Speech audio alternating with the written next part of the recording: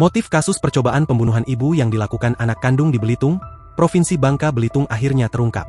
Pemeriksaan intensif yang dilakukan Satreskrim Polres Belitung membongkar latar belakang terduga pelaku nekat melakukan perbuatan keji tersebut.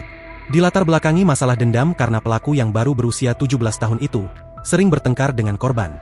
Bahkan korban merencanakan perbuatannya semenjak Sabtu, 14 Februari 2026, sore.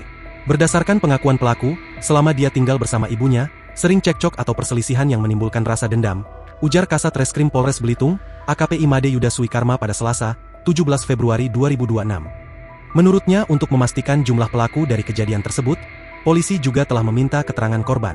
Berdasarkan pengakuan korban, pelaku memang hanya satu orang yaitu putri bungsu korban berinisial AD. Pada malam kejadian, Sabtu, 14 Februari 2026, AD nekat mencoba menghabisi ibunya di semak-semak sekitaran Jalan Raya Tanjung Kelayang, Desa Batu Hitam, Kecamatan Sijuk menggunakan senjata tajam.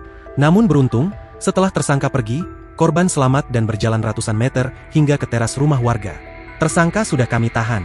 Perkara ini sedang ditangani oleh jajaran unit PPA, Satreskrim Polres Belitung, dikarenakan tersangka merupakan wanita di bawah umur dan memiliki bayi, ungkap Made.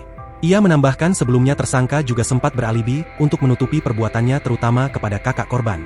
Pertama, tersangka beralibi ada satu temannya yang bernama Nata pernah mengirim pesan untuk mengantarkan ibunya berobat di Desa Batu Hitam. Kedua, tersangka beralibi dirinya sempat dibegal saat mengantarkan ibunya berobat. Ternyata keterangan itu bohong. Nata itu memang tidak ada. Tersangka ini menggunakan 2 kartu SIM dalam 1 HP dan barang buktinya sudah kami amankan, kata Made. Download Tribun X sekarang. Menghadirkan lokal menjadi Indonesia.